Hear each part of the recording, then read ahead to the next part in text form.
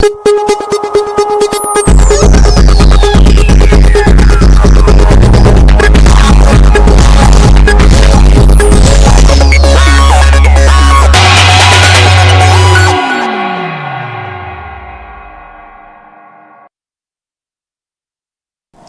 and welcome to Notice Dialogue of Notice Window, a dialogue to connect the people of Notice.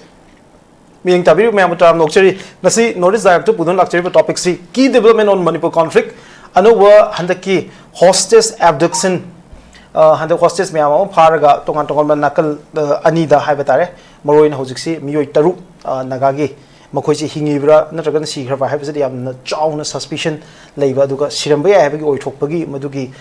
evidence Mayama, Mayam the Chingana, Leva Tanjamani, Adamiam Hosu Kana, having new terms Taduknaba, Honor, Nakalam on the Mio Tarago Hundoi, Amok, Cookie, Mushing civilians, and Paraga Lehiva, Sigi Leva situation, Sigi Marakta, Manipugi. Miam ki thamoi da jam chauna China faukiba mahiro ani hemjit amadi thing ani hat pada Chennai haiba popularly known as Mr. Tiger no hin haidana haiba pasi KNF jongom gi commander oiba haiba misak asi ekoi CBI na fakiba gi development ma lere sigi mathak ta ngarang si United Kuki National Army UK ne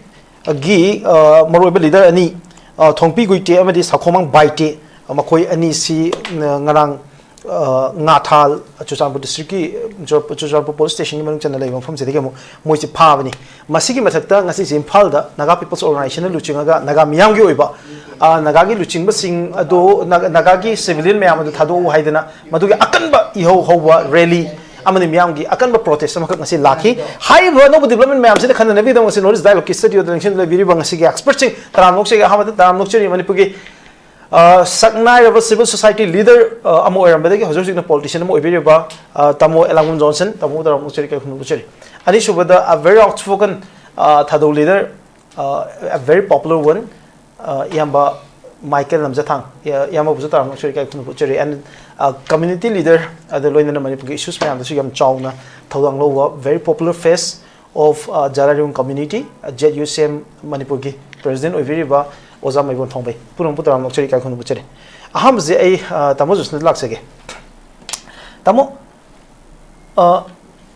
latest development ama ina ngasai panjahu boda watpa amana aikogi hojiki hostage ki abduction ki case Manipur government dagi NIA na take over towarani haibagi Manipur chief minister gi wafum haitare masigi wafum se tamo kayam kamai yenge do myam da for the last conflict sigi manung da haibadare months mayam se da Manipur gi any critical case am lakpo matam da ekoi Manipur government and Manipur home department na madugi solution ama puthok ngam da ba natraga justice prop ngam da ba du NIA da oishina bagi situation ko lakpa je the same case hadaksu government yam kan honaram taraga zo now how's the NIA na local situation of life person kamai yeng tamo NIA na Manipur sole investigating authority mo or situation of life person pura pu han mo ter khurumjari tasengna miraj ekoi thoidokna ngangngai oite ekoi mamangdagi dum anticipate tawul leiraba government gi khongthang ni ona central government na ujik follow toriba moigi policies di kaino hai kan the doctrine of wait watch and until it fades away by itself hai biduni aduna sigi policy se adum moi endure tawgani aduna nothing new ngarang akhoi gi UNC ga kaino ga Manipur sarkar ga government ga chief minister ga unabada NIA da case moi de handle to honaba sinargani hai bedai da Thodong na anoba leite CD hack incident sigi latest anoba tholak padagina haujik phau bada Manipur sarkar subsequent government singi moigi government ki tool loina NIA si hujik leire aduna how akhoi confident NIA si leige haibesi hujik sigi mangoina na handaki irang asi maro iroina na haitare ko Churachandpur dagi KNF jogam gi ama phare duga khoi UK negi mi khara jurisdiction board gi fai aduna moi fari bagi moi gi place of arrest haitare ko si Churachandpur ni hojik mai horiba lailon wifi degi somna kangi kangpupi subdivision akoi district haitare ko saparmaina subdivisions wise degi operate to bola lohlu amata phadri masi maksu akoi gi laibak thibane haijaba tare ko aduna thoidokna ngarangi akhoi NIA da sinani haibasi sida anoba kashuk leite Manipur government makot hamdok panin lawi khoidi they are only washing their hands off maramdi si tawraga another issue among lakpa ngaiba aduga ama issue among lakanda aduna mu overlap tawrakanda hanagi do dum tapna sijar kanda anoba ma lakani haibe policy duni adu yam lubadi government ki seriousness leibra leitebra haibasine in spite of all the continuous hue and cry ko tampaki the lairiba adagi hosiki hostage ki situation nama crisis ma leibe sidai government si how seriously moi kam thina work to ge haibe se koi khangma ngame heba baram di kamuk serious we ge hai matam da lairiba akoi gi ruling party de yauriba including the akoi gi naga gi luchingbo sing yaung moi si hajiki issue si gi matang da center de gi wangang ba ya de hairak para moi si mute kenom da layu haibra moi si wa mata ngangti aduna haide de wanda ngangi ba wahai du ngasi gi nimisi phawda ahong bo leite hai tare ko aduna sidai sida ngasi praja mayam akhoi gi maruina naga gi marui ba akhoi gi fraternity leiba loop sing adigi tampaki CSO sing pulla kanda naga gi phajan ki ba mioi sing akhoi tekta kaida thadok piro na reli chali ba do law gi ba madugi maruiba moi symbolize tawriba si sarkar sigi inactive oiba inability sarkar si only for maming gi damakta leibni haiba adune haba aduna yam lurai di khoi sumaina sarkar sina praja gi immediately mang da targa leiba issue sidai sida kanai fawba moi si sidai sida moina miyeng thamge haiba si nungti gi yengbiyo each and every page MLA sing minister sing lairiba mayam sigi page si dang yengbiyo moi da siga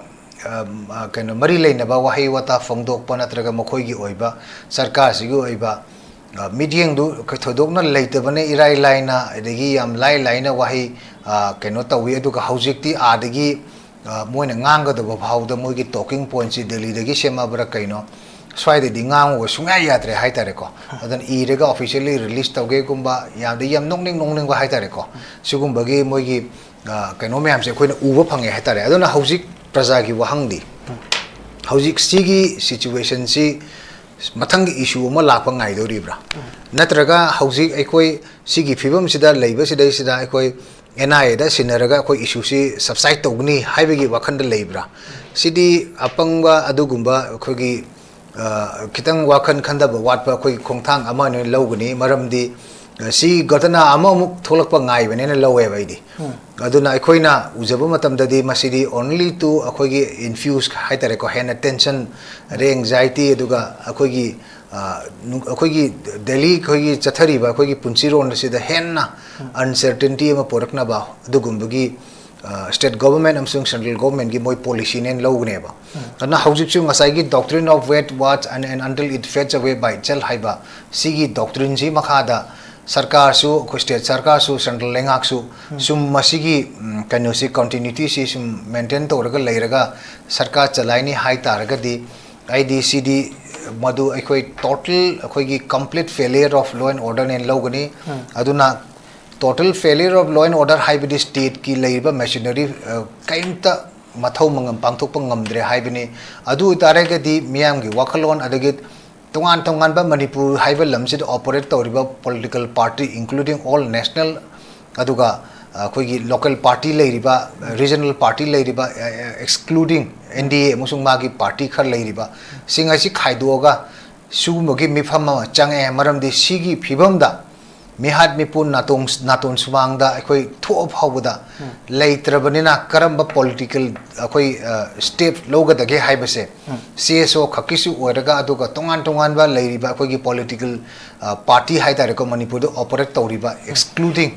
NDA musung maga chaminariba akhoi magi NDA gi partnersing haiba political party sing si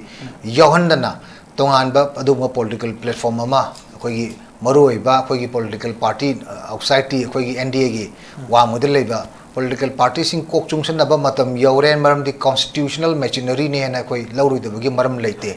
aduna sigumba thakama ai khoina la abanina adugumbagi keno du da khoi punchen na rakanda tongan ba political demand ama amu lakpa ta bane aduna madu अथुब मतमदा कोई मदुगी वाखलोंदुदा सोइदनमकी coordinate तौरप याय हाइबगी आशादु थमजरी अदुगा सीगी political अनोब dimension जे लाप मतमददी ngसाइगी सेंटर सु स्टेट लाइंगाकसु ममेचे कोई खंगपांग पांगने अदुगा इन द मेन टाइम मोइना एनआईए ना इशू खुदिमक से एनआईए हाइबा ममिंग अमदा बॉक्स अमदा हापचलगा अकोगी लोकर दा हापचलगा थंबगी पॉलिसी से मसी प्रजाना इमीडिएटली मसी अकोई स्ट्रेट अवे आउटराइटली मसी कोई डिनाइ तौरगा मसीगी एक्सेप्ट तौदबा हाइबा वाखलोंदुदा आई अदमाइना थमजनिंग हाइगलुन ओके ओके दमा थैंक यू वेरी मच आई मथंग जे दमा केल लाक्सिगे दमा केल लाक्सनिंग बजे केएनएफ जोंगोंगी कमांडर टाइगर फागे बजे सी पॉजिटिव साइन अमो ओइब्रा अदुगा अखोइना ngसाइ तामो जोसन हाइबा गवर्नमेंट सिदा वी हैव लिटिल होप मसिदा अखोइना आशा तौनाय लेति हाइपने चिंबा देन हजिक लेरिबा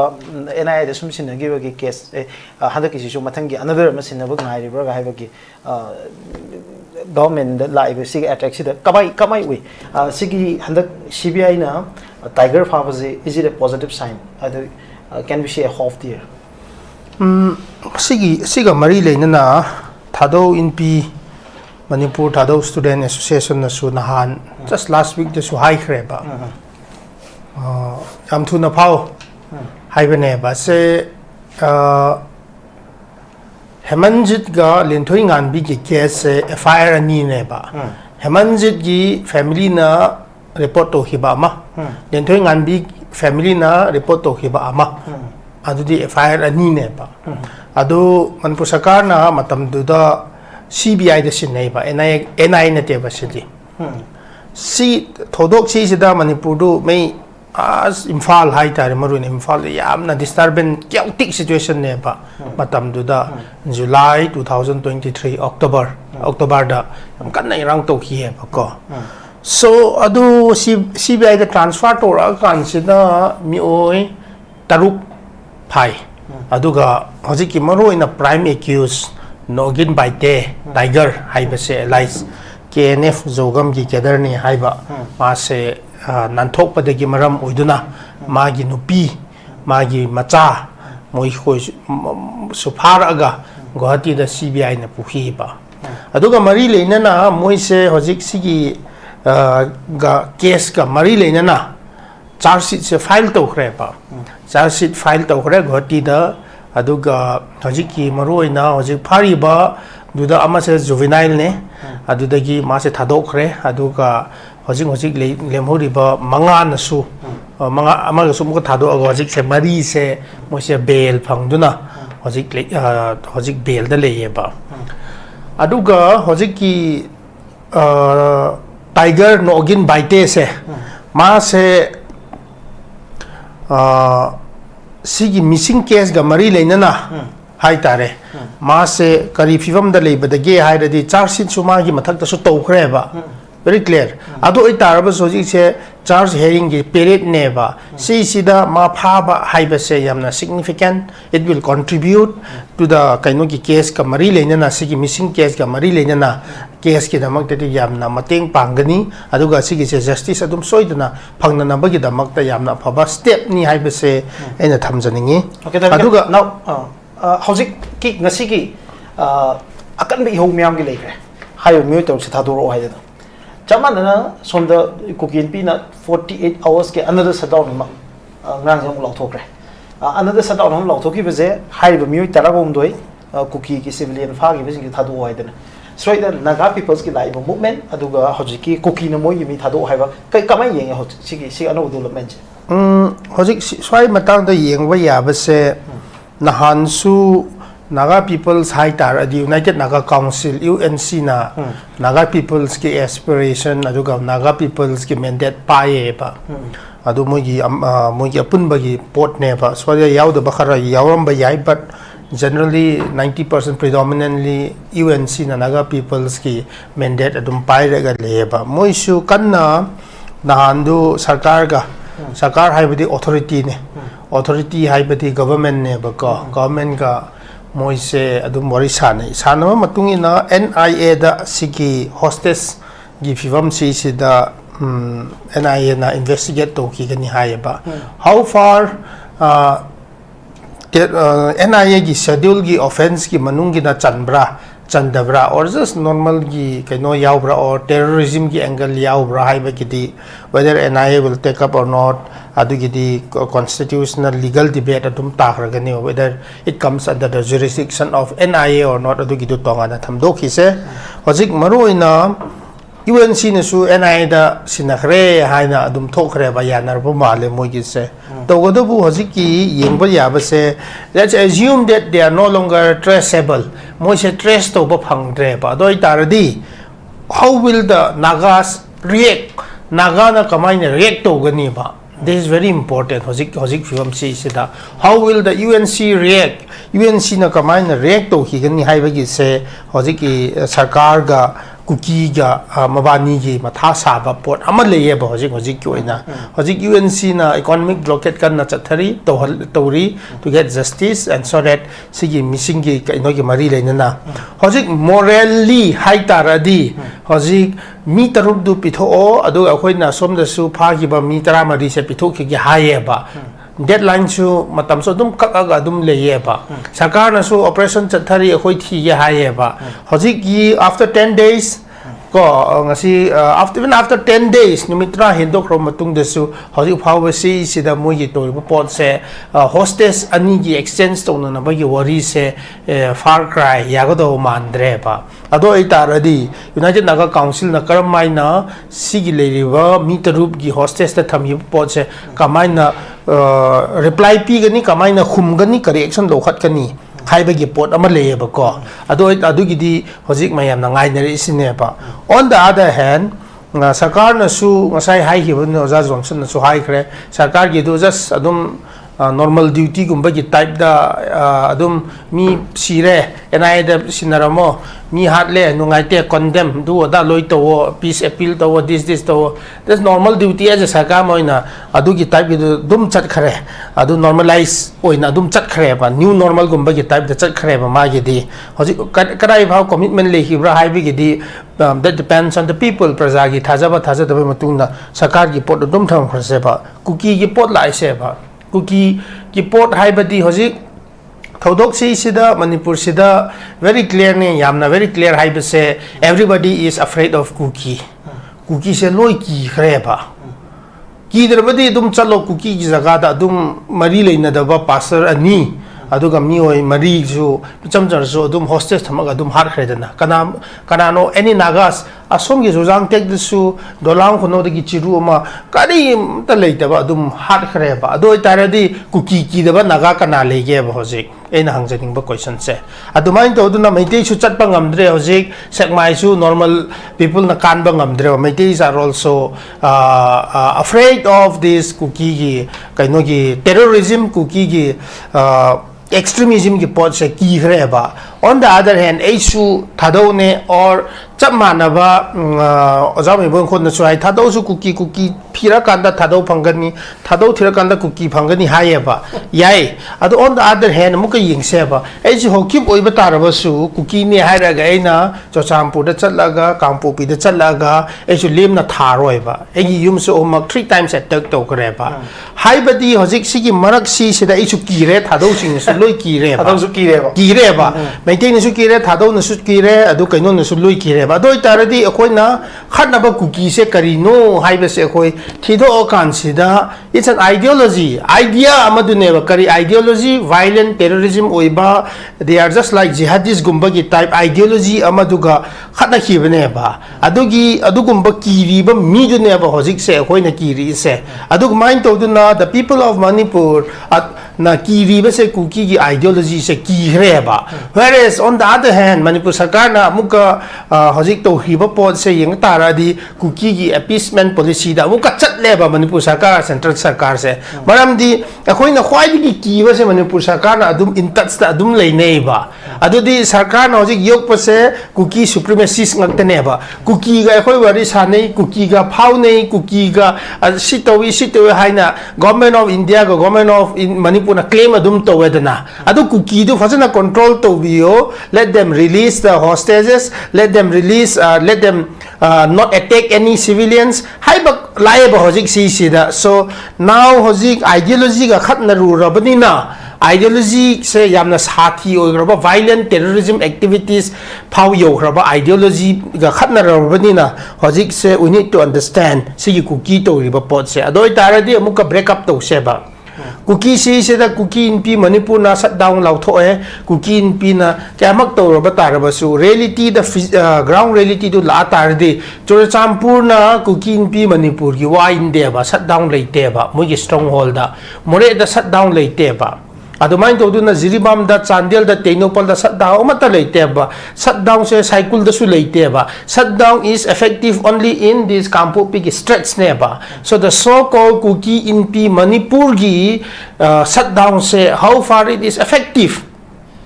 shutdown to ba Manipur Sarkar da yawi meite ga separate oira matung da Manipur Sarkar ga separation oira matung da noi amuka Manipur Sarkar da yawi haina boycott to giba mi do at this critical juncture sida hando e ba cookie zo council si sina jo champur base ta gi amuka yengba ya ba se cookie gi mitrang sida khoi loi na ma se ngau khre ba achigi mitrang se kanana khwai di hebra haidi khoi same surname sage chap manaba loan su chap manaba adumain to duna hun su chap manaba laisang char su chap manaba ko phi phira loin mak chap manaba thado khoi hen na khangba mi leite ba cookie gi mitrang se adoi taradi how do we collectively fight this cookie supremacist ideology adu kam khoi punna thengna ba mathau tae ba by way of violence no mai da muka pai da cookie do hat na sai ba sunga moi asigi ideology se khoi Manipur praja mayam sina threat oirabagi maram oiduna now is the time for us to collectively push back and fight this ideology okay hojik adugi maram oiduna hojik marias aina hajin illusion jage so cookie gi just break up to consider why cookie shutdown is effective only in Kampo P adoi taradi is this Kampo P specific problem adu lakre ba Kampo P gi specific problem oi taradi karino Manipur Sarkar na tori is so the ball lies in the government whom they talk the deputy chief minister adu gi stress le riba tension ani le riba senapati the deputy chief minister for Naga Kampo P the deputy chief minister for cookies si ani ga leiba mafam jaga du da smaina hostility le ba tension le riba pot se what is the Manipur government doing they can they can take initiative to diffuse this tension otherwise hojik yamna prajagi sentiment sida muka lapatara di mob gumbagi gumba culture muka lapatara di Manipur government will not be able to stop instantly. Okay, that can be taken as a warning. Question any kita brief ino bakon review. Number 1, akoina nagagi patience ine question doris. Nagagi patience and the tolerance. Yam bloody way history mamang we have seen in 1993 the ugre now handaki case the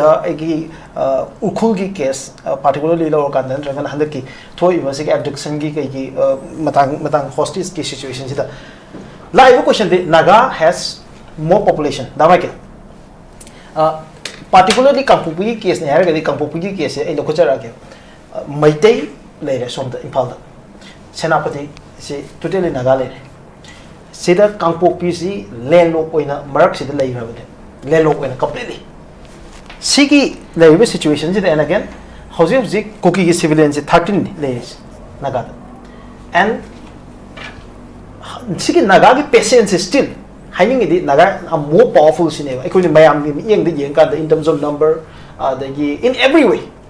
civil society in terms of unity but kadai why the no nagagi lady tolerance nagagi lady patience how will you interpret it kamai interpret of naga cookie say nagagi to the dame can have the powerful way lower zeba but Kampu is already lay low in lay a few kilometers that's between the Naga and Meitei kamai interpret of in the Naga patience in one way nagagi the common ethnic identity name neba tangkhul mau maram PHAOMEI domain tora kansida moise apun bagi common ethnic identity neba ko karigi moigi cause ama yawe ba they have their own Naga nationalism moigi do cause to the adum ngaujaba pot neba that is led by NSA and I am luching aga adum Naga nationalism gida adum chakraba pot neba yes in one way moigi cause nationalism sida ngaujara batar basu they also believe in the idea of coexistence aduga they don't moi se hojik phau da to ba ya ba to ba se hoi tamba ngam de but they are not yaringe non violence means the ko moi gi aspiration naga gi aspiration adum sovereignty dum talaba adum leijaba taraba su moi di anti democratic violent gumba unconstitutional gumba gi type da power that to hi deba to pursue their dream their aspiration naga na mai da hat pa leite ba naga na kaino da hat pa leite ba whereas adugi maram oiduna hojik phawba si sida naga gi su apun bagi toriba nationalism se yamna broad oina define to weba naga nationalism se they even include kuki as a part of naga in Nagaland kuki se naga manung amada challeba Simon Commission da naga club to the soito wodu da kuki amasu yawe so they are very much naga anybody can be naga sineba because same ethnic gumba neba kuki tribe union hai na naga gi NSCN IM gi manung sida su amaleyeba reason amaleyeba KTU haina that means they are defining naga in a very broad ethnic manner that means moi gi nationalism to badu da akoi gi apun bagi sei sida kuki su part of naga ni haina KTU kuki tribal union haina reason amasemeba that is how the nagas are looking and pursuing their nationalism ko hoi thodok thokpa upai lei te tanja ama muknamba amadi pauhum pinaba nomeida haibadi we have seen in 90s ko kana chumi kana lani to na thamdokhi seba so moi tolerance patience haibase hojik they understood the futility of violence ki maram oiduna sigi di afaba puroi haibadi clear cut policy gi moi gi thasaba leyeba hojik phaba si sida they try to refrain maximum si the refrain to ningeba ngasi deadline ka LP khage UNC na karim ta to bangam deba to deba but yamna danger oibudo it is already 10 days man hen kreba what is government doing to do that diffuse the tension update peace pi deba mayam se shut down leba gi maram oiduna tang tra humdoi degi ngasi phawai si sida ngasai nang na hai khiba kaino duda kaino gi senapati ga sekmai adwai gi marak tuda leiriba mi sing se population mayam sing se maroina khwaidi masing yam jaba se thadou ne ba moi se they are not able to survive anymore moi se captive the hostage kumba gi type da to khreba now there will be a big blow di choba lakani ba karungba sarkar na se khamba ngamdraba this is the most critical part ne ba hojik to riba pot se because mi su extends to na se haire ba naga sa ready whereas asom sai gi kuki sai gi di ekhoi gi da leiba se mitra mari ne adu pi thokre loi khre haye ba lady ba stand off se now the stand off is kuki gi sai gi di ekhoi mi leitre pithok ningai ekhoi phade mi leitre haye clear cut ne ba moi gi di whereas naga gi di leiri mi tarup leiri pitho hai ne ba asom sai gi kuki sai ne so tra ma di leibe se kaya thau sabi dro ma le ba jik leiba vivam se sida adoi taradi last di sarkar na wa lo de ekhoi tauna ra se thengai na se hai ba gi form da lak khre ba doi taradi it's more disastrous ngasai patience leye tolerance leye hai ja ba gi wani adu mi haiba se optimum level limit leye ba ko adu gi capacity do kaino gi elasticity limit su leye ba adu hek loi radi ultimately moi nomai pai gani lo gani hand dead ogani amuk police army da amuk mun gani adum kap na bataye ba from both the sides okay thank you very much ai oza oda muk lak sake oza mai bon da di question je starting from Damo Johnson de horaga da Michael da gi question je yam lei khrai da question mem thamgre straight han da aina oza da lakchaning baje ngasa hai mem se sida nagan uli baje tolerance oin ugadra patience oin ugadra natragani insecurity oin udoira tasing naga je agoi gi whole cookie gi lei baje gi political assertion mayam adagi moina lei ba moi gi domination moi gi monopoly mayam sida naga je kirira natragana naga is good moral ground amada naga na tolerance adugi patience uli ne logadra kari having oza mase MEIRAJ khoni yingya base asigi question gi matungina ekhoi naga gi haibadi hojiki naga na hoi toyo punama hojiki lei thok iba leiron bai faida fakhiba adu khak natana sang laba matam se sum lapom dinda naga si makhoi gi hojiki leriba NSN IM khangde mamang leramba khangde simba organization sing lapam insurgency problem leraga su makoi hariba khoi gi naga nation gi theory na vision haiba makakta lakpani maduna mad terrorize toba terrorist ki thawak toba haibisi moi ayamba di tawde to khal de su ga khal de su moi gi aim and objective masi hojik leriba sida ying masida khoina hojik mi ta leiron by faida phone public sing fare faraga hojik leriba pi kanada community hon pusila phaba puna pusila matungda telephone tonaraga telephone si tonaraga hojik hariba KNFP ki carrier singda sinare aduga hojik aduda akoi gi yaraga di madu hek phare haiba khangmadigi ga moi naga singi kibigi natte adubu in good faith moi fazing kiba public civilian miyam madu kamaina save tawuni haimam tunda ba akoi give exchange tonarne bigi nota mi kharamuga khana fazil medegi adogidi leibo singasi thadok narasi harapwa matam masida mokoina mi kya thadokani sub thadokani akoigi phakiba masingdi exact lairabani adumunu moina tai thoi thadoki haire ta mari thadoki haire example ta admoina tai thoi thadoni adusi khoi tai thoi thadoragena in good faith thadoki aduga maji thadok tringai bargain to tringai da akoi fariba naga sing group na ka public sing ka faruba sing disu in good faith ta haiba angang khar yawa mamam jakha ami amani didum thadoki masi intention fatbo oragadi maju thadok hoyeba intention fatbo oragadi fariba mi intention am khakta masi moina smai ta khu hatoksi dumre intention fatbo oragadi maju ani angang sing thadok hoyeba adumai laikini aduga intention never differences ma haigeba hojik lediba lairon by faida phaba numita taru hatokre aduga aduga di asomju phatwa achu moi intention ga kuki singi intention hojik le ko KNF kadur singi moi singi intention mine ogadi phaki bo moi ju hadok pi ayeba kaigino highly boss in civilian ngaktaneba adogadi masi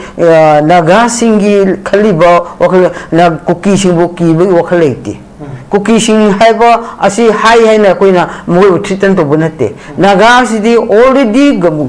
manipur state da moi gi chapchaba mafam aduga maramdam lejaba jati amaneba ka aduga mito asom di sangsilakpa haitare sangsilakni ba kuki singi theory da na fu to budo maduga manaruba akoi madu standard leite bana gase aduga madu standard leite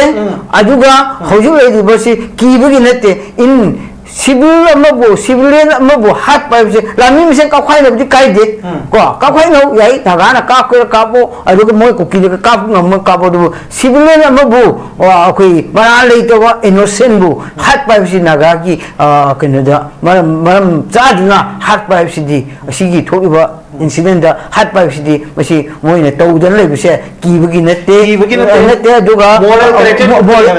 moi ki responsible do lo ngamba. Yes, I have a few more questions. Kuch khayam na laki ozada yam nazu yam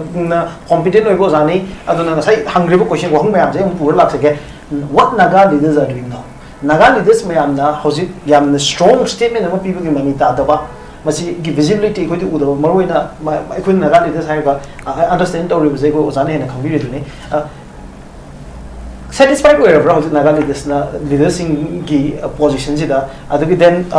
masi matung another question amana Naga ki affects body United Naga Council lady ozagi jet UCM lady mayam sina hojik lay situation sida kamai react to do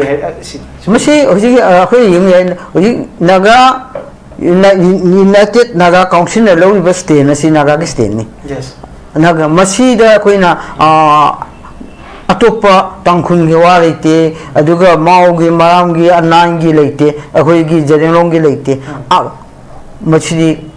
United Naga Council local decision se koi community ki di han lagi su amato ero sting clear ne aduna hogi lori bus ten se lori bus ten se masi koi line lobi ade aduna masida koi akan ba wangang ngang di habanate hogi lori bus ten se koi yamna akan ba lori moi hai ba taruk ase sino habani sino habani aduga masi sinara ko matamda sinara hingnara habidi ekhoi di sire lojare adubu atopana ekhoi madu ekhoi custody da mi leitre haire aduna tapodi hai aduna ni phaba numit do hai khrabani habese adu di hai kresu government na puthopio habani aduga hingesu puthopio habani aduna United Naga Council gi ensam gi moina hojiki home sada piriba memorandum piriba koriba purma ado madu akoi reply ngai baneba madu reply ngai ba mutamsi reply ngai raga leriba asigi government na masi naga sing sombani kaisu tobugam dre masiga hojik lerisu pressure pibugam dre haibo room da lowden leba taradi government na manipur na aduga government of India na masi dawo taradi moi aram decision ne ba ko aram decision oigani adya masi akoi khangmagi pangdan na limit amale madu hendopo matamda kai tho kadege baka aduna United Naga Council lawli decision asidi este kanogi apex body amagi wakalonda maduna mi haroi hairoi haikono hairoi adubu hojik lawli body moi lex yagadi civilians ni adu yagadi madu masen kanto se abani ko adubu masida akoi lan to se hargadi aduga kokibu lan to segadi asuk ngai na kuina ngai gida banate bako okay kuina ngai gida banate in good faith yagadi civilian di sokna daba phai haibu da koki sina koki na khoi ji pamambu tawsi sire putho ase aduga ta mari se nagasing na hingna submit tawda koki singda aina haijan nimudi masi tawdo no hoi de sender tawbani law yaroi na khoi gi nature na khoi jiki atopa dula manipur da laga moina pangto to ba mi hatba mi kenegi mi amagi thamoi chen da bado ekhoi nagane di du to ro ebaka adu mede leirabani adubu ekhoi na pambadi hojik ina hojik haijen nimudi ekhoi masigi da ekhoi hojiki thogi ba issue da ethunagi ko thamjoga da bisidi hojik government of manipur da piriba United Naga Council na piriba decision se moina hojik line na lawri ko na jo hairi unaba matamda hairi yagadi no thado piro amagi kona bakoi kanto su hana thadok piro yaude ju moi haije government sai appeal do je hana thadok piro haibani han thadok piro haba means amadu sirabne ba sirabne na amad no han thadok piro moi je government ge target ti moi ta mai je kamane kanji ge ni moi theory do ju lei re ba adu di mi to mangki ba du gi kamane thidok sige kok thada de ba yagadi moi kan hosi ta mai kan hosi mai siren to so de moi ta mai si khidore haibo wakhan on government of India aduga state government asi uri bako aduda ina sum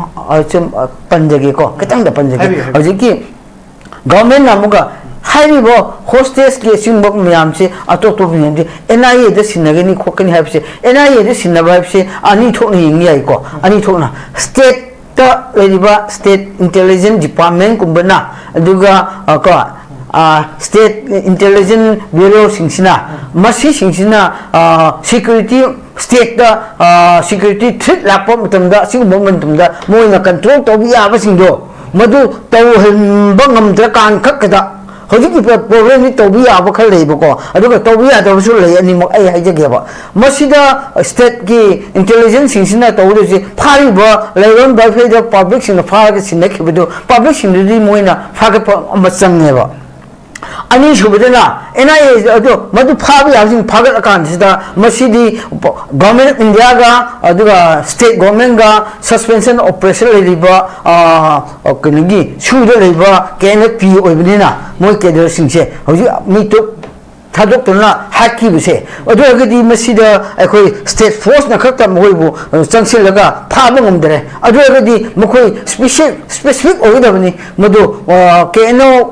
KNFP sina asini involvement leirabani masidi center ki khut ka oi adu agadi NI da sinaraga moibu phaba punba ngamnaba state force na ngamdrabani na moigi hoja haiba kenodo terrorism ki kagim to su state na phaba ki capacity so mo su suspension operation la leiba group oibnina akoi khakna control to bungam dabnina state ta sinaraga to gena to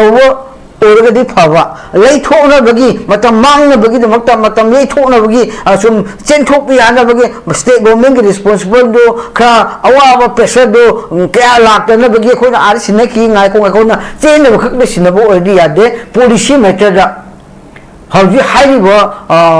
sugi leiba sing KNP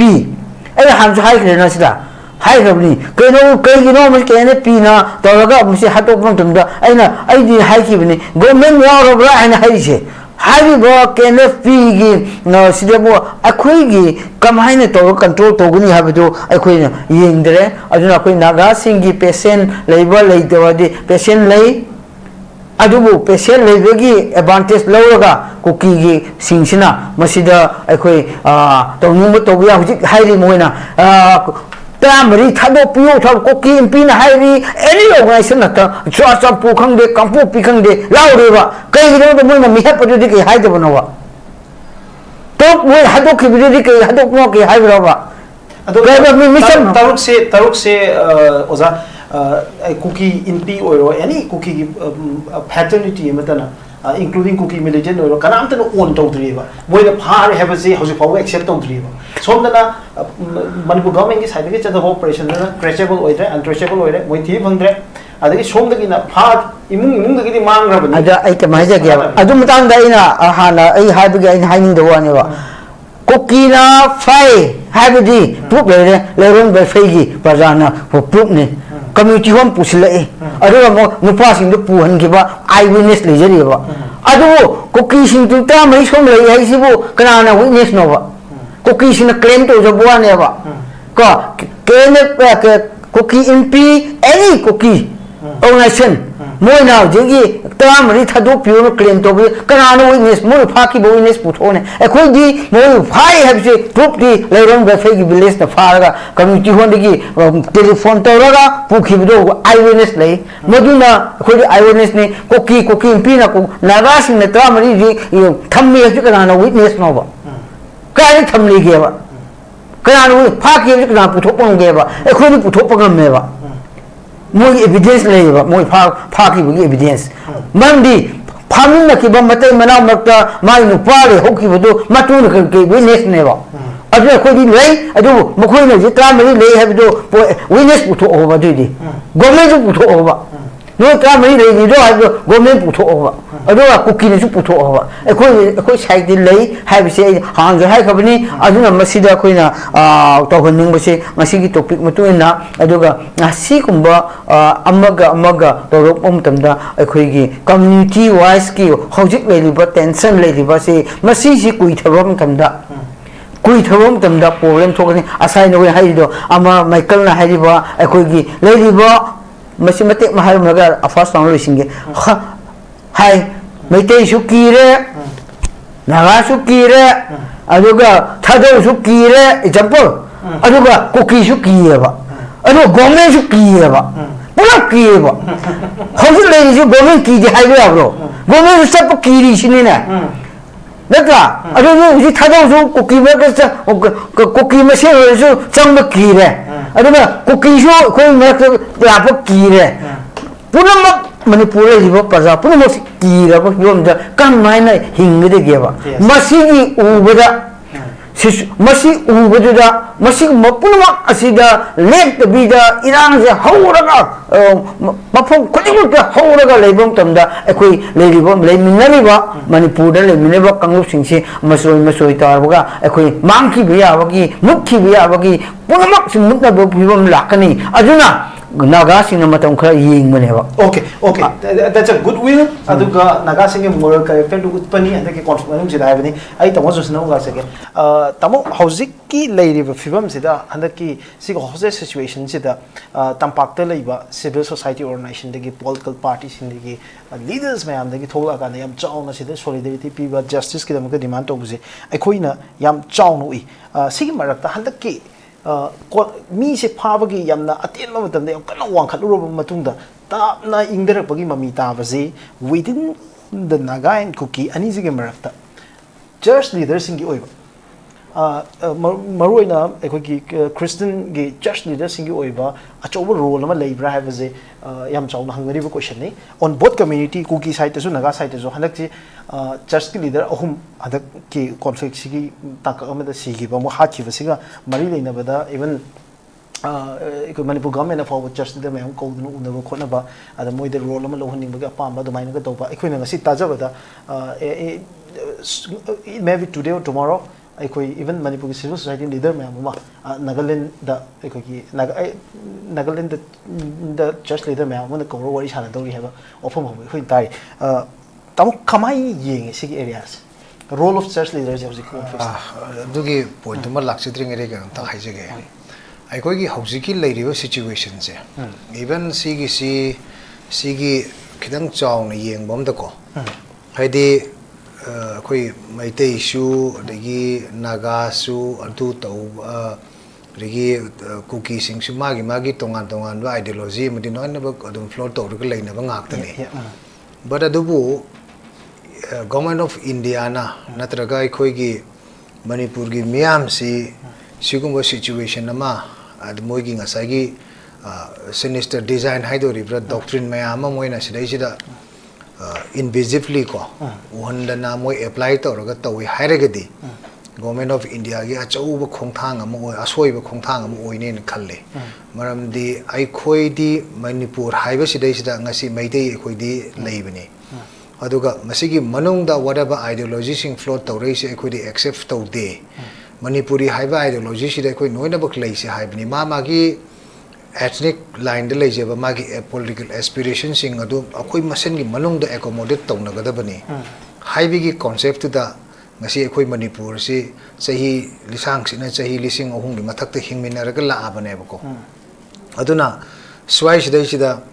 Madu Karigumba government of India ki reading da natraga Manipur Sarkar ki reading da ko sumain sum thamni khot kani natraga moi gi masi handicap oiba situation number da koi sijuk leire sumaina ka khallaga di sidi achauba irang amagi barton tawnana gi khongthang do oidoini aduna masi it sends out a clear message to each and every community adu mai wakhalon do leire ga di thadu po phai maram di madu gumbagi pot ama laaga di akoi Manipur imana lummanina adugi bugi kano to di dum khangani aduga khoina adugu bugi khongthang ama laknabagi machak to di center amasung akhoi state lengak na para se 2001 da thokiba I hodo madu khangbi gadabuni madu taseng na amuhanna thokdana ba akhoi hana su hairamba bani ngasi su ngasi gi akhoi gi Northeast Dialogue Forum sida hai Manipur gi miyam na pamba akhoi gi political aspiration gi wang da center na khongpham ama hek tawrakpada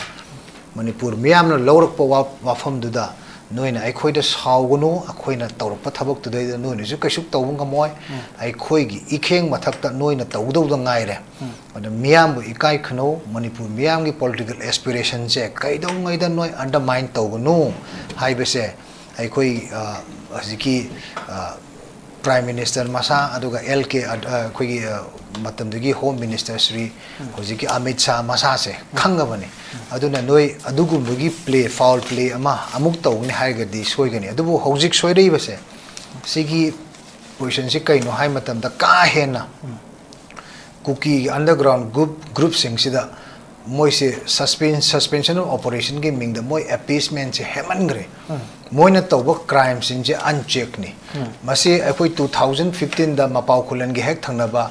akoi gi khundu da maitei macha thabak suba mari hatli bani kuk matam du gi KRA haiba aduna madu taseng bati madu communal rayo thokpo ya bani akoi na fada horaga madu UCM gi achauba akoi role sing chatana akoi matam akoi lotion gi bani haitare ko madu kaudaba phai aduga chura moreda tawbu matamda kuki ga maitai ga tongrakpa matamda su khangarabane khangnaraba wafam ngaktene aduna aidi khuji aina khwaidagi ngakpase united khoi united khoi UNC na khoi united naga council na leirisi yes makhoi gi leadership se moi gi clarity of their position se kaino hujik se hausi kimna outrightly high there is no khoi khutta custody leite haibese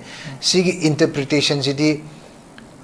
somna kandana mangre haibni moida leite hairagadi adudi missing person dudi moidudi hingre haibaga chamana bane ba certificate pibu chamana he sunglei leram de haibga chamana chuma haidi leite haibane sigre haibadu government gi haider gisu kimna haire edana kim si moigi cookie gi khwairi gi chawba apex body ni adubu somewhere down the line kotu gumba ITLF na mawadi lawdaba group ti oi kim se only on magi ngasai gi kaino ma magi legacy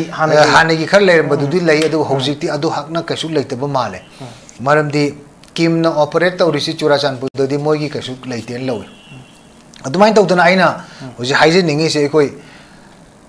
united naga council gi magi policy si magi clarity si kaino habsi prajana soi hankani ba akoi maitai na akoi na tongan ba thadou na tongan tamba group na kesu hangmanate ba naga manung da adum pokhai na bagi machak tu oigene ba hausik fawbuda adu ejum to bangam da base haidi considered sagi mangri ba missing ado sirena certificate pibu ga chap managare ba kim na mogi mamangi previous press communicum thador pududi adu ba haude khoina UNC na aduna akoi policy se natraga akhogi migen che akhogi next round of steps se karmain lakadage haibasi daisida pigada bane ba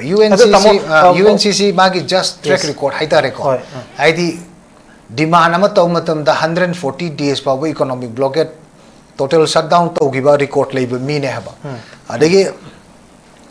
khari extreme steps se yam logi heba handak ki extreme magi furup naga akogi nomenclature maka manung da challiba sidai sida mi taru pharaga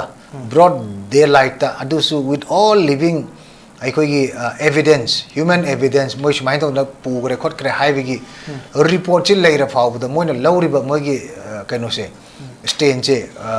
madu somehow moi review tawwa id phai na khalli maram tamo sida moigi masi insecurity natragana adugumba gi akiba natraga atopagi tolerance ki wafam nate chidi goodwill utpani adagi leiba situation sida aduga nagagi oiba magi all magi history of sigi struggles sigi moral character do adu maintain to bani haibase kari habin is goodwill haibase goodwill gesture do mean outrightly deny to greba cancel to thokra reject to thora haba kimna adu taragadi united naga council gi I just my submission niko adi advice to jebusu natte maramdi aikogi aigi kano je background sina adugi tawrina baingang ni haibani natte taseng badi UNC na extreme step khar lawga do bane haba against the kogi government ki policy sida policy of masagi doctrine of mogi masa matam da muchegi ni haibagi doctrine do madudi sigi situation sida apply to hanbado case to yaman gre haibani da sida kano da aikogi me tareta kano da aikogi irang horok litan de horok duna adu matung da tanghulani hat na phawbuda UNC gi magi continuous statement se kaino ai tanghula sida tanghulani hat pudo naga sengna kesuk ambush tawrakte heba tawnate heba atopa jaga sengna noi chatleba noi na bak adum tawnei na naha noi na bak adugi record to thamnari do neba haujikti kariguma mawong amada moigi activity si natraga moigi action si di khoi ngasai gi punna leminne bi wakholo do natabeda particular section karana haidi maruena hajiki nemcha kip jen ngasi fawdama silently press statement angka condolence ki thado kanda wai amata ngangba ude na hangoi di yam ngang bane adagi magi nupa to hajiki KNFP gi chairman oiri mai nupa to mai makhada leibane hajiki tiger na fawuse tiger hai nupasi na ireng naga da dhamka to budu madugi video viral akoi audio viral tagar banatra adugi mi du kai to bai phade ge bausi phawa natraga adu ne heba adu phadragadi hayeng dagidi adu tawni ada tawni na hairagadi UNC do prajagi phawri be ihundu khara keri tawgune heba akoi su CSO gi domain da ishagi मरुब prime time चाही कुदमंगा अखोई dedicate तौरगा लाखरबनी course अमदा लेबाकी अजु हुजे अखोई political ground अमदा अखोई चंगपै वाने हबा अदुना अखोई खंगे हबा अदुबु इंडिया गवर्नमेंट सु एनी पार्टी को सिगी फिबम सिदा अखोई सुम थमनी हारगा अखोई अखोई जे ngौरगा थमगा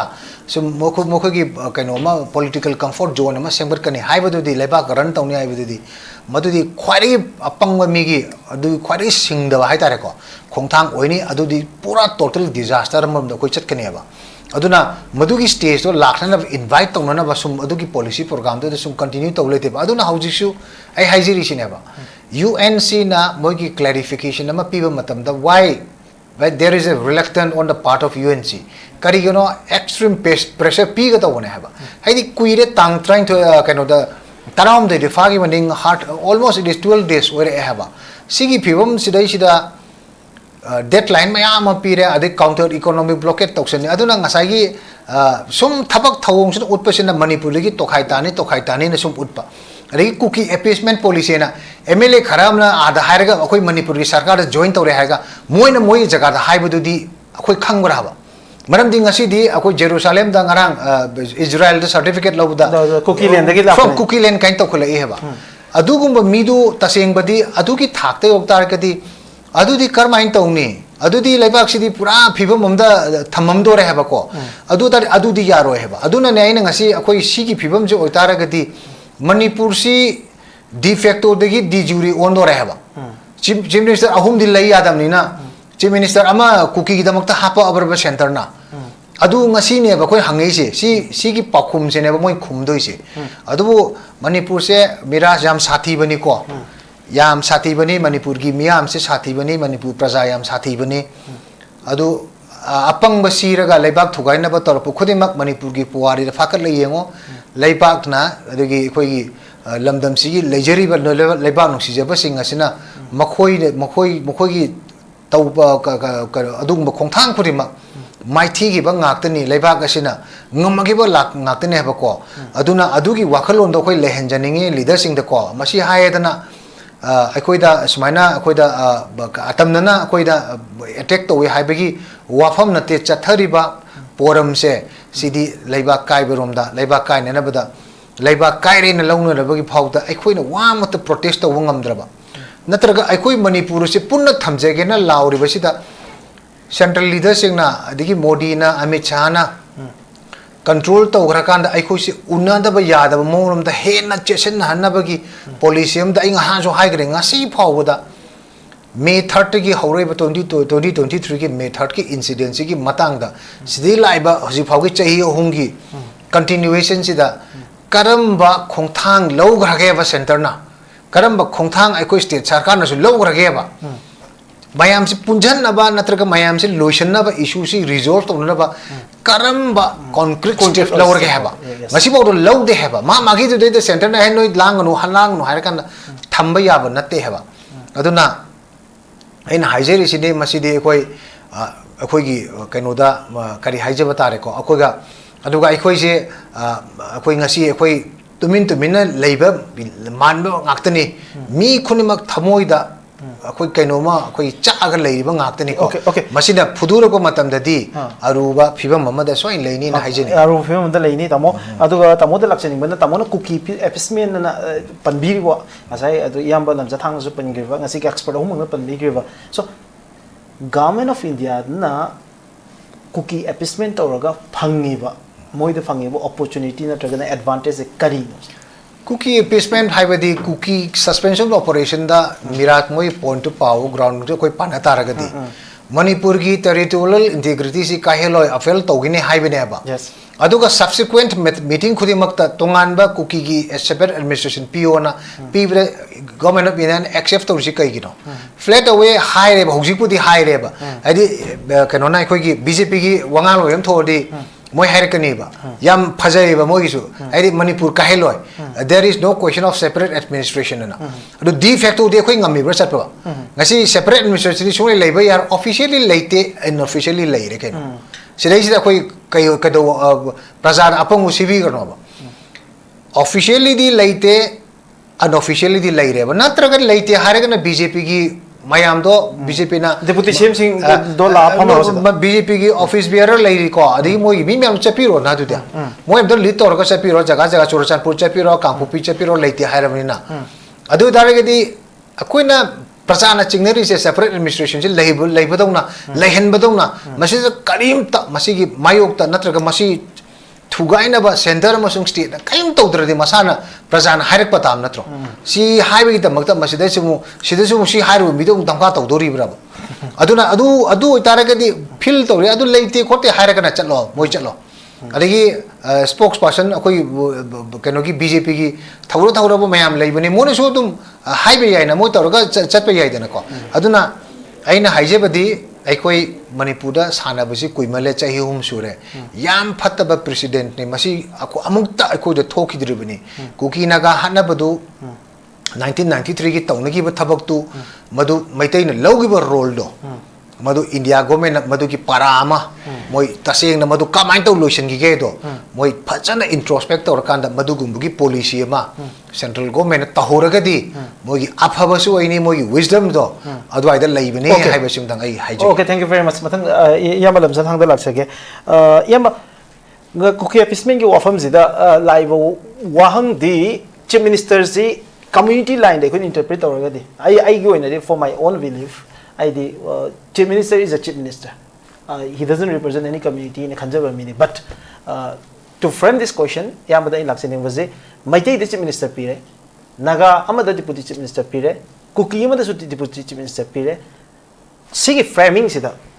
kuki appeasement se kamaina aikoina kuki appeasement awe haidoina se Kuki appeasement policy hai base miras fazana kupna yengba taradi hekta hygiene banate ba why THADOU says government of India is appeasing the cookies hai badi akhoi gi THADOU gi perspective da dum hai jage nan so dum hai kret pori da adum nei na batarabadi Hoigi Manipurda Chaitharol Kumbabada Khongjai Haiba Mayawe ba Bengali nupa ma 1891 dagi Clark Amado Maxwell na handok raw matong juda Khongjai du muthatla ga kuki ni haina interpret to khre ba adu gi du legitimize to ra kan sida since 1891 dagi hoji phawba se sida dum la kan sida kuki se Manipurda pusilak pa ne ba it's imported foreign term ne ba khoi Manipur ki terminology na te ba adu lakhre matung sida 1950 da Manipur ga merger to hom matung sida Manipur ki community list se notify to ra kan sida chingi hills people hai tare matam du ki administration hai badi hills people da dum administer adum to ko we don't have any problem we have our own first constitution adu la kan desu adum khoi THADOU ine dum lei jai ba somewhere somehow Kuki gi separatist ideology se dum la kan se da moi gi distinctiveness adum asat later bi da adum asat tora kan se da si gi kuki gi suppression supremacism se adum la kan se da THADOUs are the worst victim ne ba then come violent gi la kan se da 90s da naga ga kuki conflict lak pa matam se da THADOUs are the worst victim ne ba we fight nagas in the name of kuki gi ming da koi fight to ne Aduga we fight Paites Zomis in the name of Kuki again in 1997 and then this time we fight Meitei in the name of Kuki again Hojik so dum chathari ba so adoi taradi THADOUs are the worst victim ne ba adubu hojik leiri ba Kuki gi supremacy gi makhada leiri ba khwaidi gi worst victim se THADOU na haira kansida Meitei as a community Naga as a community thau sabi de moi machine adum lon su manaba sagei su manaba moi machine khatne ha yare pare akoi machine ne finally somewhere somehow Kuki supremacists na constitutionally moi se assert to khre ba akoi chan hau darati yadre haina somewhere somehow se da moi ani Kuki tribe se hapchel la kan se da moi 2003 dagi Manipur kai ba yaro ya no za Johnson koi ga so dum tinara ga dum sign to ba Meitei na su dum chumam gani ai na dum khalaba handak oza Johnson na so dum kham gani kai che khage Manipur integrity da ma to za thang ko se oza kha dum sign to ro mi pot ne hosi kai che khwa ma so ngam gani ba adoi taradi moi gi khadrak moigi proxy dealing against the Meiteis and the Nagas haibagi the question ama lakre ba sida adugi pot do for the cause of their own legitimized on nabagi damakta moina sizina ba yohane ba. Now coming again hoji government of India na kaino Meitei ga unara kan sida nate sugi preamble do the fazana yaubni Manipur integrity ngakani will abide by the territorial integrity of Manipur. Pakhaningai litre. Pakhaningai litre. High reba, fazana theme reba. Adu soi to reba. The moment they come out from the room, iraba tarabasu, moina union territory, cookie zones, separate admission. High rakan, that's government of India. Government of Manipur give any rebuttal statement? Laite ba. Ay dum thema ga dum laeko. Now, hojik se problem se cookie ki ideology se loi namak ekoi wagre ba moi se kana karai dagi backup to ri no haltar adi handaki thadou gi pastor ahum si ba se khwai dagi laibak thi bane aduga mari leina na thadou gi peace mission da lakhi ba Assam dagi literature committee gi chairman su cookie na hat khre ba because cookie don't want peace because cookie na hairi se khoi Manipur da suan harlo meite ga samna roi haibadagi thadou sing da sawe ba same tribe same language same culture same attire bu udmai na hat na ba lebra imung ma tawi tar ade adu handa kisu yengo the place of occurrence timing this and that every mayam sing se you cannot rule out the involvement of cookies. Oh, I'm not an IO, but probability is a rule out over yadre. Mogi stronghold, kod jimga kodling cookie gi naharon gi kem le pam marak ani du da moi yaw di haiba su ya ya de ba. Aduga langrong ka community dagi Bible translate to bi ba is kaino gi songbook translate to bi ba adum pioneer of Christianity in Zelerong community dagi machanu pa Zelerong kambu na hat kani hat loy haiba jisu you cannot rule out this point. Ado itaradi seki neutral ama oina phajana justice ama mi hat pa se thidok se haira kan jida Bharat Sarkar ga Manipur Sarkar na kari toge ambush to riba mi du thiba mahut tu da ambulance oina thohala ga mi oina yenghan khre ne Assam Rifle who are supposed to do counter insurgency is used to take care of this thing oza Johnson do itaradi appeasement policy yaw de haiba yabra ngasi 13 May de gi pau phangre hostess lekre haire adu ngasi phawa si sida combing operation 13 days to ra kan sida bu mi phangde haiba sibu chum ya ba fivamra so ina lakchaning ba point di miras why appeasement policy se karigino hai taradi cookie gi magic se sida malake they have been backed up by 25 plus militant group who are under SOO with government of India. Government of India ga Bharat Sarkar ga su to na bane ba. Manipur government was not a party to it. A example amaga haige handak ki UNLF ki lamdeng da khudlai du phaba ngame ba. UNLF ga Bharat Sarkar ki talk si sida Oza Johnson army yaubra. Was army a part of the negotiation? Yaude ba. Yaude, it was direct Home Ministry and UNLF. Hojiki Kukila Hoba Singidi, it was first week Army, MOD and they themselves. Manipur Sarkar Yaude ba. Hoji se Manipur Sarkar na thodong ama toge haida consider yokiba tohiba Army do na moi mateng dum panghi gani ba.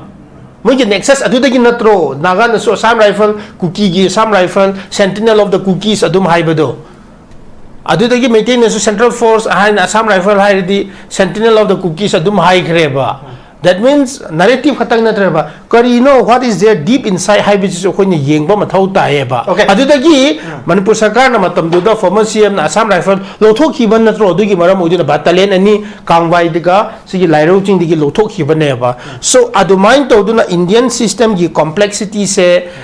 sorry executive gi system gi mechanism gi se complexity adum ei hanjin na so high greba. Okay. Sei sida miras hojik sei sida yengo it is now very clear cookie high pot problem ne it becomes a threat for entire people of Manipur ado itaradi moina Manipur Sarkar na hoji phawba si the leniency adum thammiba pot se karigino high question that Michael for Manipur government to India government to cookie have why is still a problem for the entire people of Manipur na dama can have it, but whether you like it or hate it ngarang je University of Jerusalem ki convocation da akhoi ne dikhali ni ko man ai cookie len hai je Manipur phone de ong ni khali ni cookie len hai da ngarang di recognition di Israel da pithokre kare happening. What's your reaction to that? Adugi di Miras kainona university fake amana certificate issue to bagum ne ba to ba who is not eligible to give university certificate duna certificate pi bagum ne ba so adugum bagi di just AI na edit to ba oiramba yai to ra kan da University of Jerusalem su lete hai ba su yawi so these things mogi apamba provoke to ningai je dum to ki ni ba ko adugi karigumba university gumba leba taraba su moigi knowledge kumba di kaya icham cham na khalamba yai so instead of react to by muhut to the if that is true akoi civil society oiro any responsible citizen amadu na du thido o kanjida chite phajana iraga sigumba di leite where is this is it Manipur or somewhere haiba phajana ko maturely koi handle to ba mathau tae adumain thamjadi Okay, thank you very much. I matang si koi ki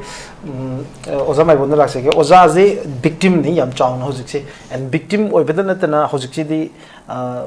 leader mo so oi beni na accountability me amam ne koi me am na question to origin. Yes, all the community in Manipur are equally responsible for demanding justice. But now the people have started questioning Naga leadership role. The question is it satisfactory? How do you follow the demand? Movement satisfactory wherever UNC or any Naga body say in the last decade for any demand. Kangluki interesting any demand they have taken many strong aggressive steps the president but why not in this context have a question to how the low rivers interstate inter district ki oiba lambi sing sida blockade sida shinatana ahen mama sidi ahen ba khongnang de koin udre so we are not anticipating to within nate live question de but aikoina sido uriba ahongba mu udoira is it or natraga UNC na ngasai hai do khangma ngambagi pallama ngai ri ra haibaduni kamai kai happening Miras chum sidi hoi sajillaga toksinaraga oidabungalaga chapia bagi matamdu oidrabani Manipur se aseng sengba khangambudi summe aduna aseng sengba ngangadaba Kaidaka Oigebo, Haribo Sum Yazi, community wise ki or community wise or common over on a snap later, Panina, community wise ki, Quigi, Mitegi, Harasu, Ladybo, or Coco Mikumba, Usium Kumba, Muko Kumba, Haiba, example. Aluga quick cookie the shoe, was a cookie MP Habakumba, THADOU MP Habakumba, assisting Nagarasu, UNC Habakumba, Lady Bassingsia. Achumba sajinaba ngambagi matamdo ojiti oidrabani kaiginobu punna leminariba kang punamak ase ojiki awabana khamthenglaba aduga oidaba pataba yap mishimina yap lakraba matam asida yopam tamda responsible logodaba community leaders sina oida pataba ngangadaga chatkadaba matamdo oidrabani aduna laksagi oji UNC UNC ki United Naga Council ki matam amada Naga as a whole gi Naga di yawiba subtract sam singi masigi interest da adua common over interest da yingaga decision lawi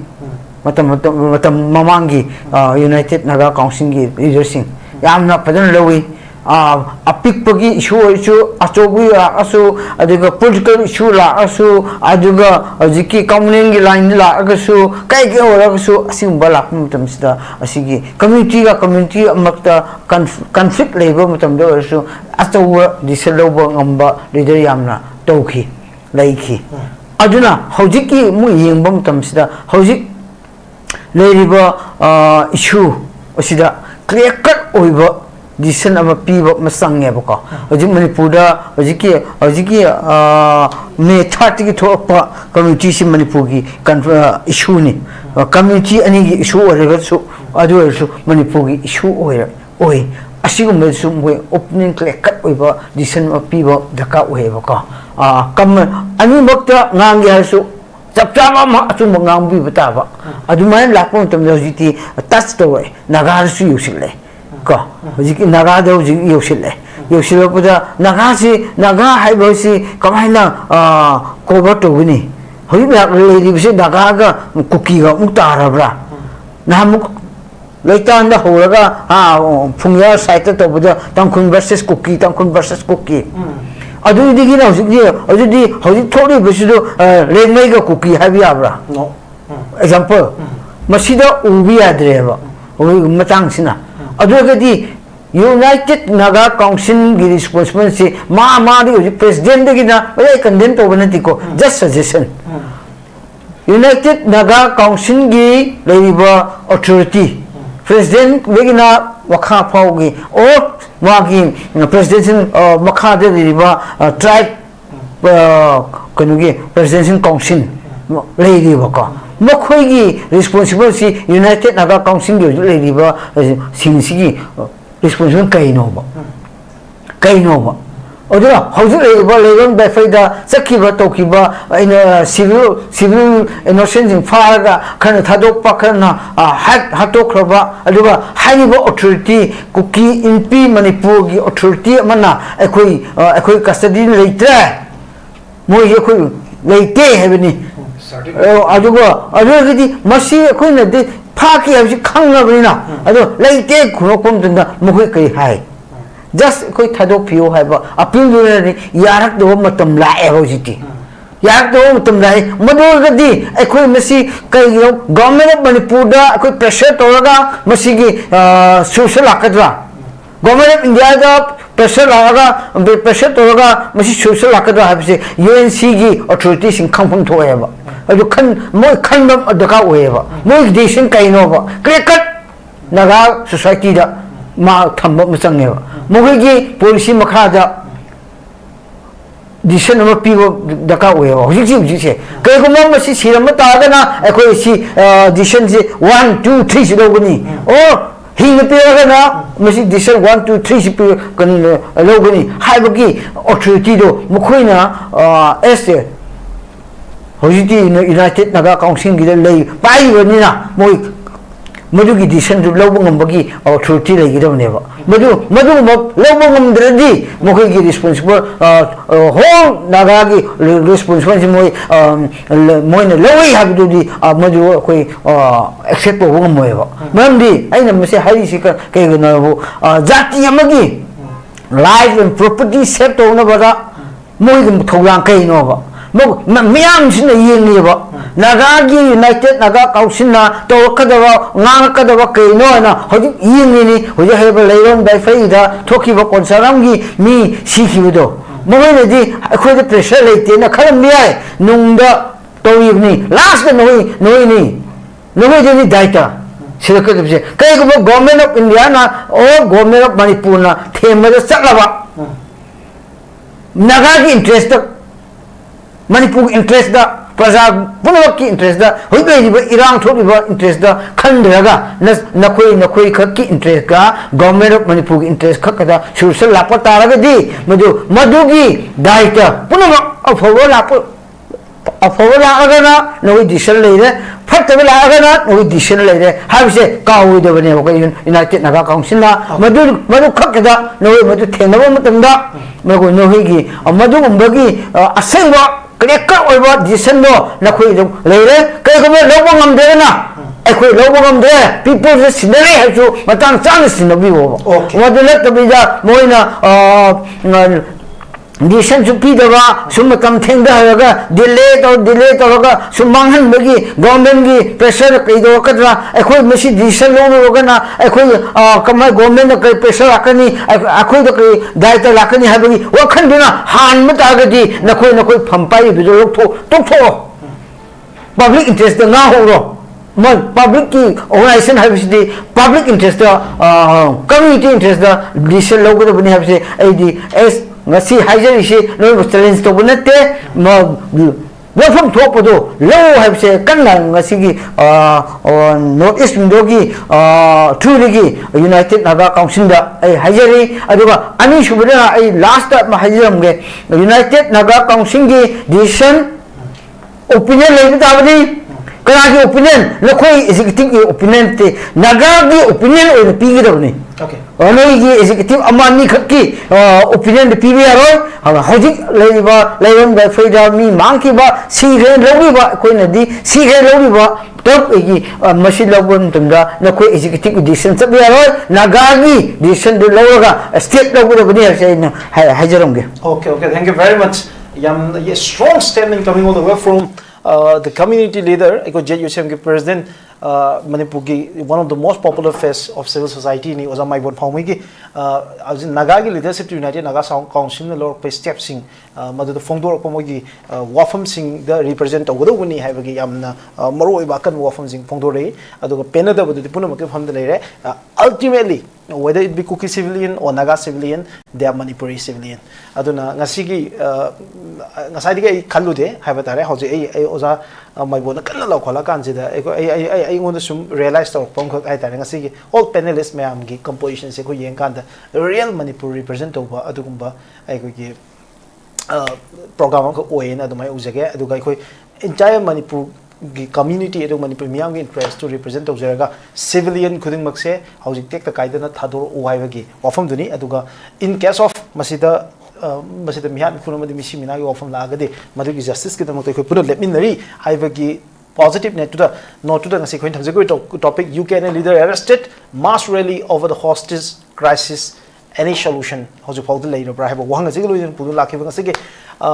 dialogue ki program da sar yavi ki Manipur ki sangnai raba civil society leader turned politician Tamoy Langum Johnson, renowned THADOU leader Yamba Michael LAMJATHANG, amasung popular civil society leader oza MEIBON PHAOMEI, President ZUCM pun hukum makan thak chari gai khun buchari. Leng ngasi ki program se hubuding loi phom yang tabi ki Manipur yam makan thak chari gai khun buchari. Mayam thak chari. Sparkle Educational Service ki Career Counselor ki Female amasung Male ki ahangba post ani kauri. Educational Qualification MBA loiba oigadabani. Fresher amasung experience leiraba miyoi singna apply tobiba yagani. Hena akupa marul kidamak 7005063196 natragana 9366230077 da contact tobiro natragana aikoigi office Sparkle Educational Service, 2nd floor, Northeast Window TV Building, Hata, New Tikon Road, Imphal East, Manipur da lengsin birau.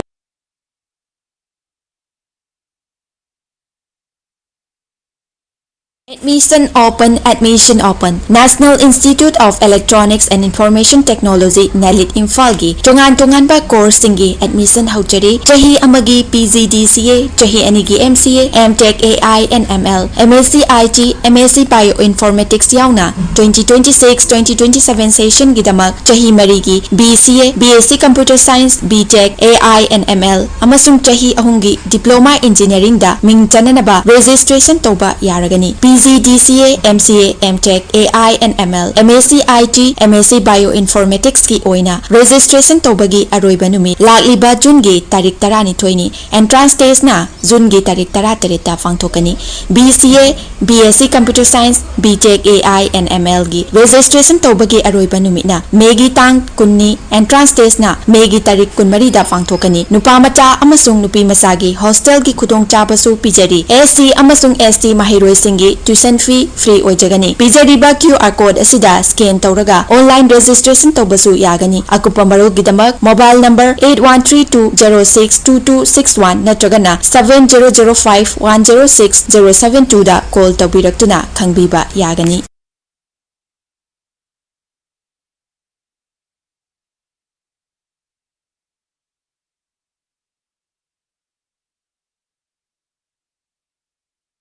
Haksan Panatamgi Hairabadi, Iram the Masimakta the Laiba, ख्वाइदगी फरब hospital सिंगी मनुंगदा अमा ओरिबा Babina hospital लेजरी मफम असिदा थाजब यारबा अमदी cell यामना चंगबना speciality कुनहेनबदा अना लायेंगबगी खुदोंग चाबा पिजरी पेडियाट्रिक्स कार्डियोलॉजी कॉस्मेटिक सर्जरी अमदी स्पेशलिटी मकल मखा कयादा अखोगी स्पेशलिस्ट सिंगना मरिक चुमना थवाई हक्चांग यावना लायेंगजरी अदुना स्टेट वांगदा अमुक करिगी चटलुगनी अखोगी मणिपुरदसु होगिक्ति अवांग थाकी हेल्थ केयर फंगलबदा मतम मांगन बिरगनु सेल हेन तिंगन बिरगनु अखोगी स्पेशलिस्ट सिंगदगी मालेंगी अफब थाकी लायेंग पताक युमफम ओइबा सर्विस लोबियु Babina Hospital, where hope meets compassion. अकुप मरोल गिदमक Babina hospital Sajiwa jail road खाबई सोई इम्फाल ईस्ट लेंगसिन बिरउ नत्रगा अखोगी फोन नंबर 6909390666 ता call तौबिरउ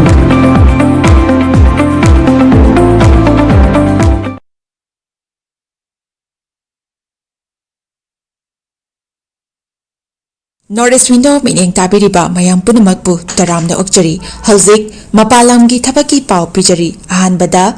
Atubagi Oina Dubai Warehouse Worker Gi Tabak Kauri Hairiba Tabak Asi Apply to Biningba Miyosina Presentable and Good Communication Skill Lebetanatana Masagi Chahi Kunmathoidagina Kuntrataret Paubada Leiba Oibigadabani Hairiba Tabak Asigi Pizariba Kudong Chabasing Adudi Per day 12 hours duty hours oijagani. Per week ta 6 days duty oijagani. 2 years work visa pizagani. Loinana accommodation and transportation pizza batanatana. Medical and insurance su pizagani. Hairiba thabak asigi thagi oiba salary lising kuntaretagi haujagani. Ani subada United Arab Emirates ke driver gi thabak kauri. Hairiba thabak asi apply to winning ba miyosingna Indian car license ka loinana Gulf ki license leiba oigadabani amasung basic English communication leigadabani Hairiba thabak asigi Indian license paibiba miyoisingi thagi oiba salary di lising yankhaidagi haujagani Gulf license paiba miyoisingi thagi oiba salary lising yankhai mangadagi haujagani ahum subada Behran Water Park ki female retail staff tara kauri Hairiba thabak asi apply to biningba miyoisingna retail experience leibaga loinana Yamjabada 165 cm ki changda wangba oibigadabani thabak asi tauba miyoisingna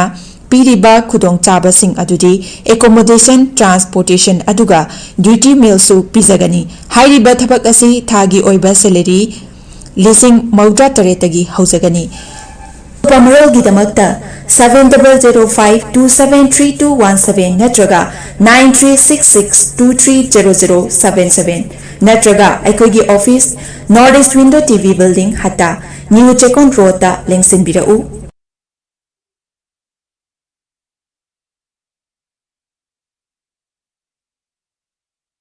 Sparkle Educational Service ki Career Counselor ki Female amasung Male ki ahangba post ani kauri